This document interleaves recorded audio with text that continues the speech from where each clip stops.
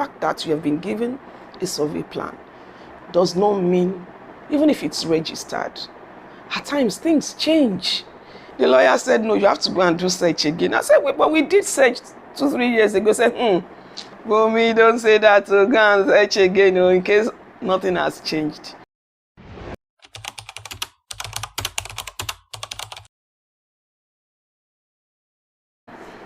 Hello everyone, this is Bunmi Obidare once again on behalf of TB&T Investment Company Limited, Lagos, Nigeria. Thank you for subscribing to this channel, sharing, and turning on your notification bell.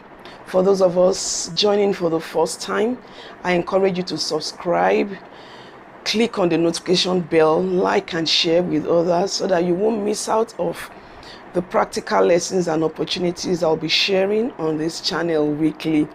Today, I want to bring to our attention the need to look closely into the survey plan we have whenever we are considering buying any property, be it land or a built structure. I'm not talking about what a survey plan is.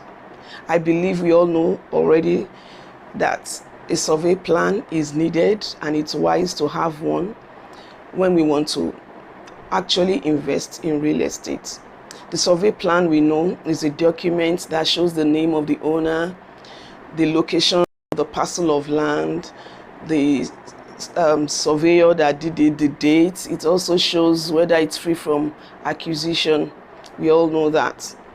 And we all know it's unwise to buy a parcel of land or any property at all without seeing the survey plan. Or how do you know where it's located and the boundaries, where it starts, where it ends? Now, secondly, we need to know that we need to look at these things closely. Up until recently, people buy land without survey plan. Let's think of it. How do we relay information on a parcel of land to other people? We can't carry land everywhere. So a document is important. A proper real estate is not the physical structure we're seeing on land. It's the document, the authentic document that backs that property up. So for today, we're not talking about that. I'm saying we need to really look closely into those survey plans that we have been given. I'll be sharing about 3 examples with us today. I want you to pay attention and learn from all these examples.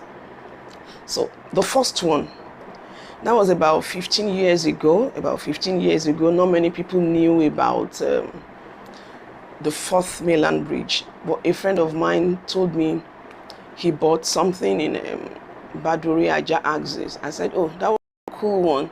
I said, okay, so what do you have on it? He told me he has a survey plan. He has even started building. I said, that's nice, let's see. So we went there. So looking at what he's been doing, he had built to lintel level. There were beautiful houses left and right everywhere. So I said, okay, have you checked out this property, this land at the Surveyor General's office? He said no. I said, why not? That's the first thing you should have done even before paying. So he said he didn't think it was necessary. I said, okay. So I took the survey plan, got a surveyor to help check. And the feedback I got was that it was a government acquired land and that the fourth mainland bridge will likely pass through that side. So we should just stop work. We shouldn't continue building. And peradventure, maybe later, if government decides or does not get to that side, then we can go on building. I said, okay. And I told my friend, we left it at that. So 2 years ago, when government started talking about fourth mainland bridge again, I took the same document. I got another surveyor to take the coordinates, and that I wanted the feedback on Lagos State letterhead paper. The surveyor got back, and the report on that document was that the parcel of land is a government acquired and committed land, and that the name on the survey plan does not exist, and therefore the person cannot do any title on that land. I showed my friend, and of course he had stopped building since. But of course everybody were saying, you mean all these beautiful houses around will be affected and all that? I don't know about that. I'm not government, but it is not safe to build here. So recently another friend now asked, oh, so what will happen to that land? I said, government says the person cannot even have a title. You can't perfect the document on that land. So it's no go area. It's a I don't know, it's a loss. So he now said, okay, government said they are going to compensate. I said, excuse me, for government to compensate you, you must have bought the right kind of land, not government committed land that you cannot have a title on. And for government to compensate you, you must have a title. You don't just buy, do survey plan, you register the survey at best and say government should come and compensate you. No, that's not the criteria for compensating. You must have bought rightly, you must have perfected your document saying I am the owner of this land. So that was one of my earliest experiences. I said, wow. So you can imagine within the 15 years, if he wanted to sell, he actually wanted to sell. I said, no, we know this land is not a good land, so let's just bother to sell. Somebody would have come up and say, oh, this land has a survey plan. They won't check and they will just buy. So please, let's look closely into survey plans. The fact that you have been given a survey plan does not mean, even if it's registered, at times things change. Yes, there was a time I also had a client bought a parcel of land, and we did the checks, was okay. The lawyer said she couldn't do the deed of assignment until the search has been done and all that. So we did a search and we had a report on which the deed of assignment was based. So I think about 2-3 years after, he wanted to resell. Somebody else wanted to buy. And I suggested the person uses the same lawyer. The lawyer said, no, you have to go and do search again. I said, wait, but we did search 2-3 years ago. I said, Bunmi, don't say that, go and search again, in case nothing has changed. We had to do another search. Of course, another survey plan and then a new person. So please, let's do the right things to avoid troubles, to avoid loss in our investments. So now, going to the second one. In fact, that one is tricky. So there's this client of mine that I wanted to buy in Magodo Isheri, and we helped him look for what he wanted. We got this land, a government allocated land. There were 2 parcels, 2 plots beside each other. Those land belonged to a husband and a wife. The husband owned one, the wife has her name on the second one, and it has a letter of allocation. So we said we wanted to buy one.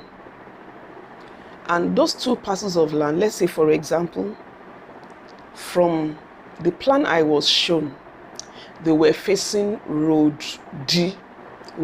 They were in a corner piece. So let's say there's a road this way, road D, there's another road this way, road C, for explanation's sake. So the survey plan I was given had the plots facing road D on the side. So when I asked for that document, I said, oh, okay, that's nice.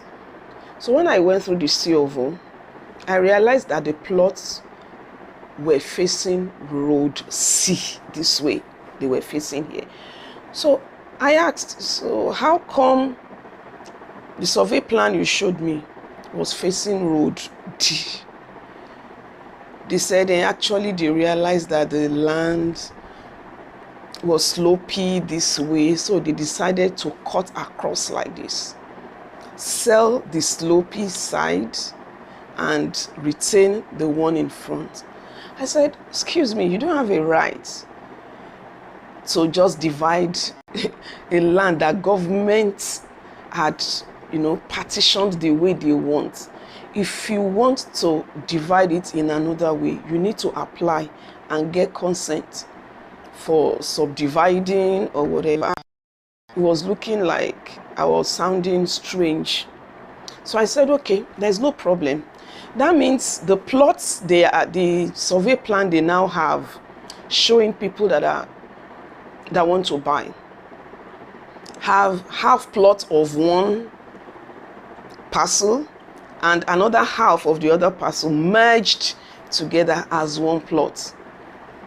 So that means the person that is buying will have to deal with two C of O's. I said, okay, there's no problem. There's a way out of it, but it's going to cost money for the people that are going to buy. So if my client is going to buy, you need to reduce money so that when he's processing his documents, he's going to need extra money. They refused. I said, okay, my client isn't buying again. And you won't believe me. It was a surveyor that actually advised them to use that strategy. And the surveyor also accused me of not allowing the deal to go through. So you can imagine if I didn't look closely, I wouldn't have known that the plots of land had been distorted on another survey plan that the owners did themselves. So please, let's look closely into these things. If my client had bought, he didn't know what was wrong. Neither did the sellers even know what was wrong. But I knew. And I knew it was going to cost my client more money to perfect his documents. And I said, no, reduce the money. So we'll go and do the application of subdivision and all that afresh. That was a tricky one. So please, let's look closely. So the last one that I'll be sharing here is what I've observed recently, especially when you're buying from people with large parcels of land. We observe that even when people buy, and I want to chip in that, people who cannot take possession of large parcels of land, please stop buying large parcels of land. If you cannot take possession there and then, or you cannot perfect your documents there and then, almost immediately when you buy, there is a lot of things that can go wrong along the line between the time of buying and the time you're perfecting your documents, if the time frame are not close. So I observed that people who buy large parcels of land these days, before they say jack, the families they buy from change the terms of purchase. And at the end of the day, whatever survey plan they've done gets distorted. A client of mine bought one recently. We went to search and we realized that the coordinates of the plot given to him did not fall within the survey plan from the large parcel he bought from. So when we contacted the seller, he now said actually something went wrong along the line and they had to buy some more parcels of land and all that, different stories anyway.